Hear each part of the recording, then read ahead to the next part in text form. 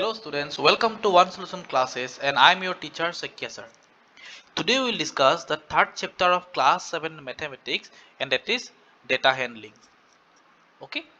तो पहले हम लोग को ये जानना पड़ेगा कि डेटा मतलब है क्या. Data means any sort of information. Any sort of information is called data. Okay? Now in class 6 you have learned how to deal with various kind of data. Okay, how to deal with various data. Then also you have learned how to tabulation of data. Okay, how to tabulate data. Then also you also learned how to put them in the form of bar graph.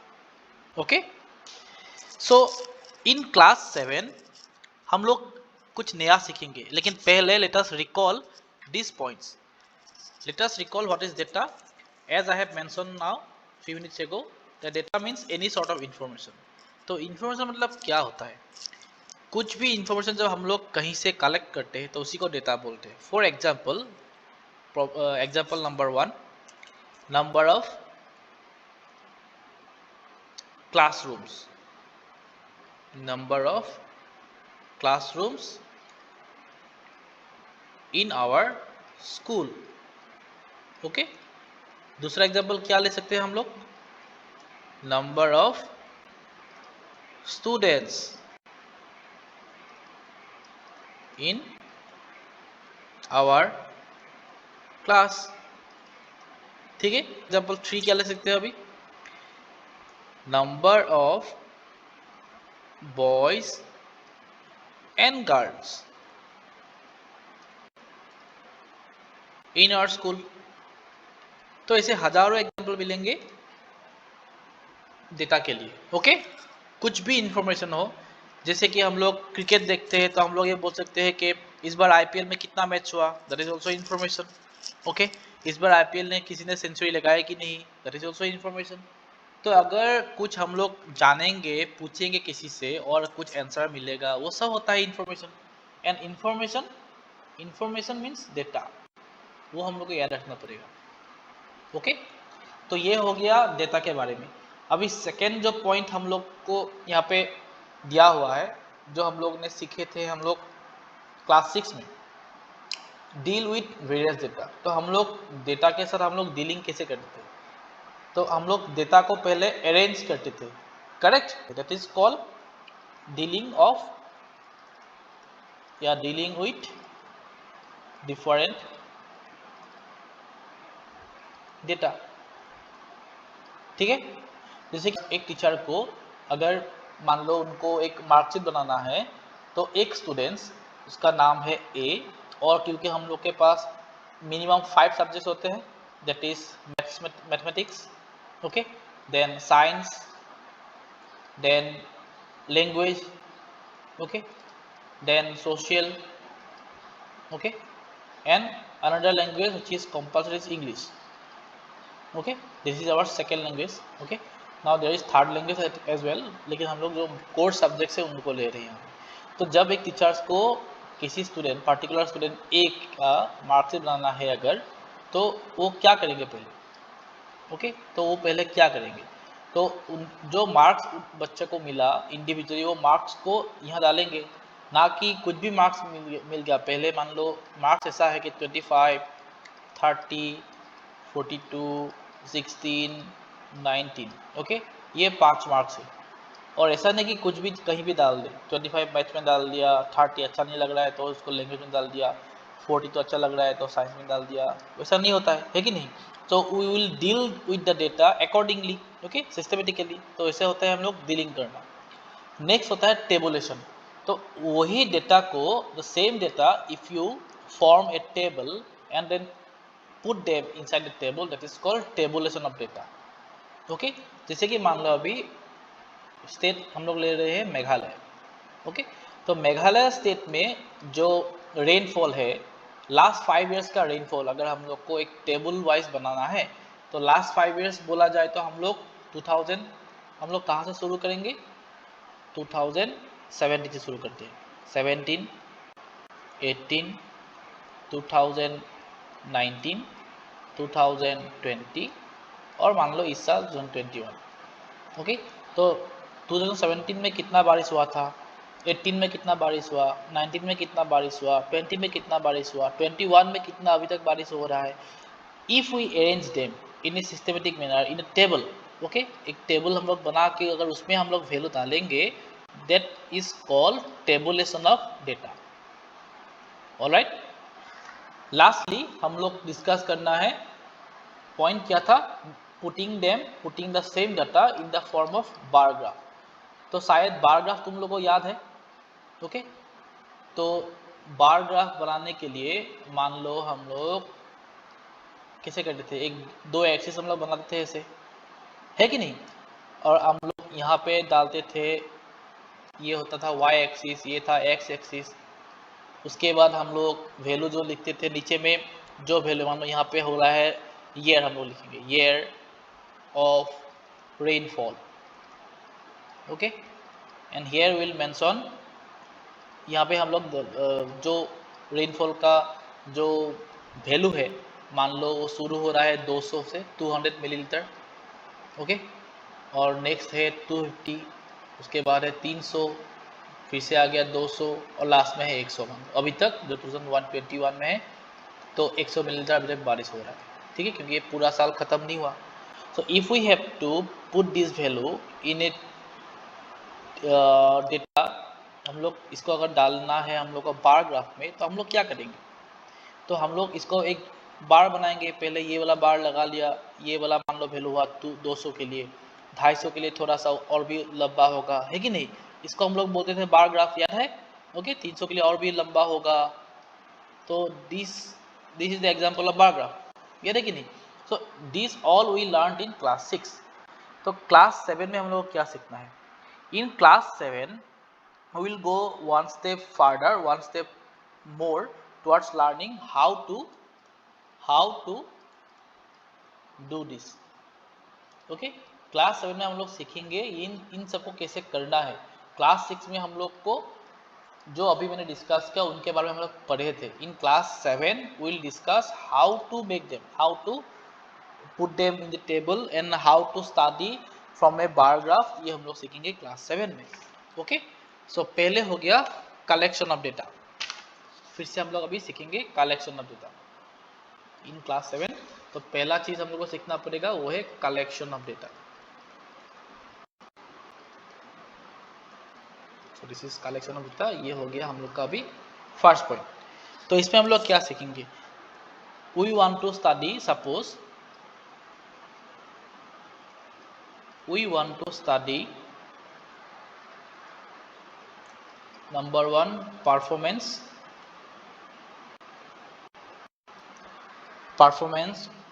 of our class in mathematics। तो maths में हम लोग के students जो है class 7 में वो लोग कैसे कर रहे हैं पढ़ाई में। नेक्स्ट,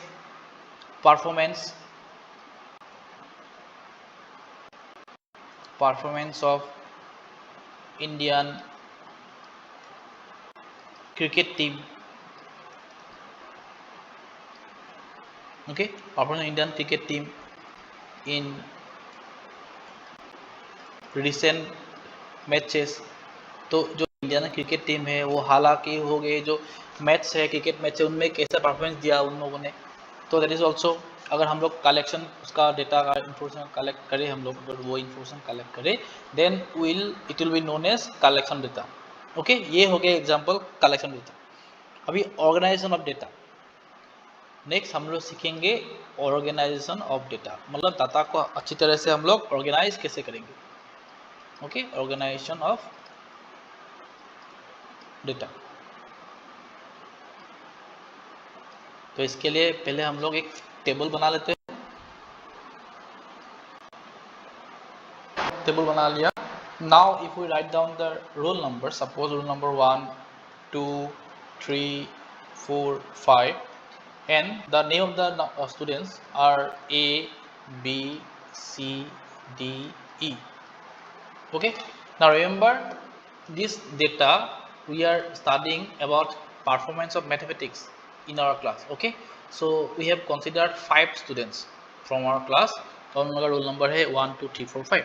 अभी उनका मार्क्स आउट ऑफ 50, मान लो जो एग्जाम हुआ था आउट ऑफ 50 उनको मार्क्स मिला है अभी 35, ए को, बी को मिला है 42, सी को मिला है 27, डी को मिला है 38 एंड ई को मिला है 45. So these are the marks. So ऐसे हम लोग जो ऑर्गेनाइज किए उन लोग को रोल नंबर पहले लिखा, उनका नाम लिखा, फिर उनका मार्क्स लिखा. That is called organisation of data.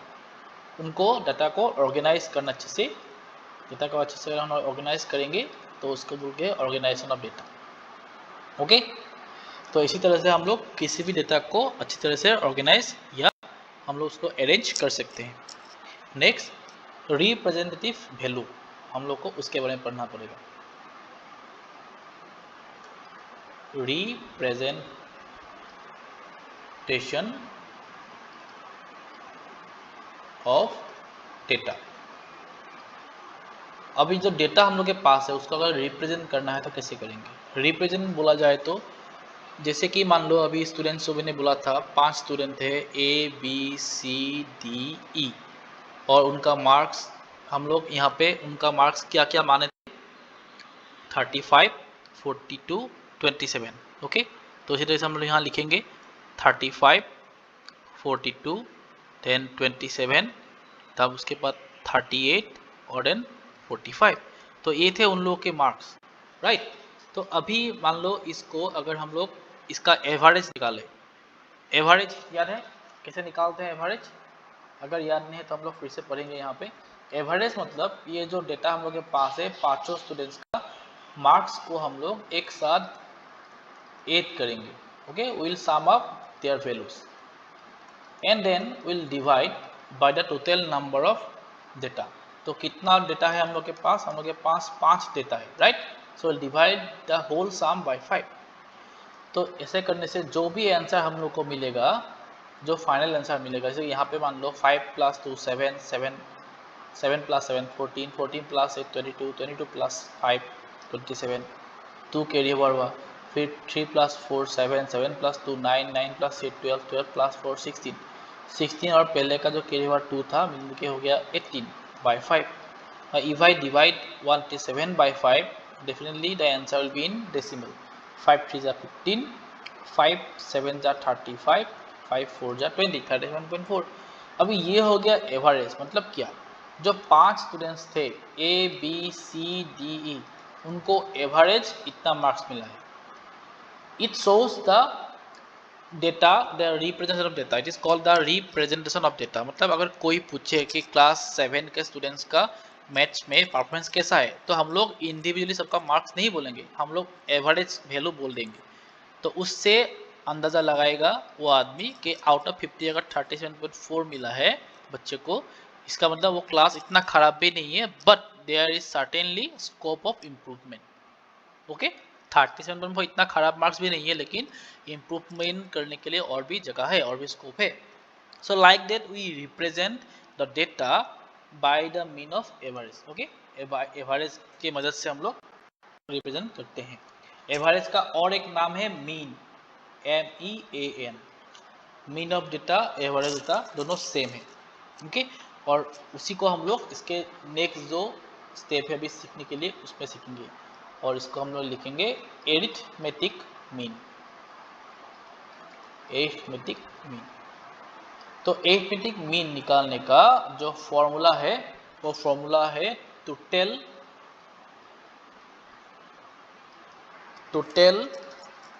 Quantity. Total कुछ भी, मतलब जैसे कि टोटल ऑफ द, या सम टोटल हम लोग बोल सकते हैं इसको, sum total of the observations divided by total number of observation. जैसे कि पहले से हम लोग और एक एग्जांपल हम लोग ले रहे हैं अभी फिर से, मान लो विराट कोहली। ओके, विराट कोहली को सब लोग जानते हैं, है कि नहीं? He is the captain of Indian cricket team of one day matches, right. तो विराट कोहली मान लो ऑस्ट्रेलिया टूर में गया है और 5 मैच खेलना है। तो खेलने के बाद उनका स्कोर आउट ऑफ, मतलब उनका स्कोर पहले 5 क्रिकेट वनडे मैचेस में ऐसा है 52, 45, देन 100, पूरा 100, एंड देन 78 एंड 64। ओके, अभी ये हो गया 5 मैच में उनका स्कोर। अभी किसी को अगर पूछना है कि इसका मीन कितना है, मतलब विराट कोहली का परफॉर्मेंस कैसा है, तो हम लोग ये जो इंडिविजुअली सबको इसको ऑब्जर्वेशन बोलते हैं। हम लोग ऑब्जर्व कर रहे हैं ना हर मैच में, तो इसको ऑब्जर्वेशन बोलते हैं। ये first observation, second observation, third observation, fourth and fifth observation. अगर हम लोग इनको क्लास करेंगे, अगर इनको सम अप करेंगे, सबको अगर हम लोग ऐड करेंगे, इसको बोलेंगे तो सम टोटल ऑफ ऑब्जर्वेशन। तो यहाँ पे होगा 52 plus 45 plus 100 plus 78 and lastly value क्या है? लास्टली हम लोग के पास है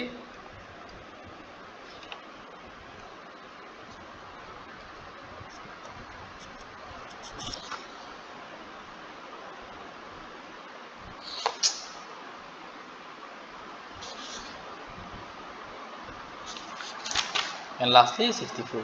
So if we add all of them and divide by 5, फिर से 5 क्यों हुआ? क्योंकि यहाँ 5 ऑब्जर्वेशन।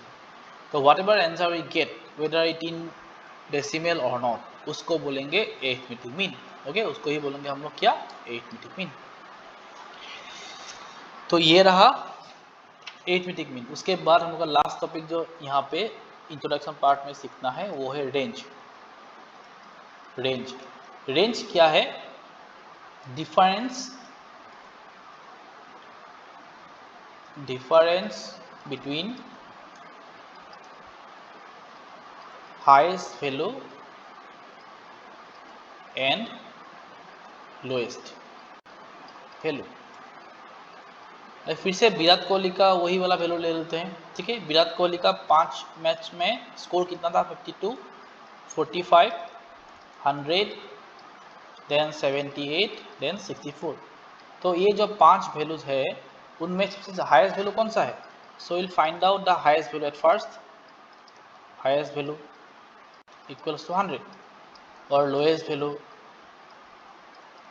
वैल्यू इक्वल्स टू 45, है कि नहीं? तो अगर इन दोनों को हम लोग सब्ट्रैक्ट करते हैं, नाउ देयरफॉर रेंज निकालने के लिए पहले हाईएस्ट वैल्यू लिखेंगे, फिर लोएस्ट वैल्यू लिखेंगे, फिर दोनों को सब्ट्रैक्ट कर देंगे, आंसर 55। तो 55 ही है range of the data given. ये जो डेटा है हम लोग के पास उसका रेंज है कितना? 55। तो रेंज मतलब क्या है? Difference between the highest value and the lowest value. Okay, तो बच्चों यही सब हम लोग को सीखना है क्लास 7 में। ये है इंट्रोडक्टरी पार्ट। इसके बाद हम लोग नेक्स्ट क्लास में एक्सरसाइज 3.1 शुरू करेंगे। अगर ये वीडियो तुमको अच्छा लगा तो ये चैनल को लाइक, शेयर और सब्सक्राइब जरूर करना। Thank you, bye bye.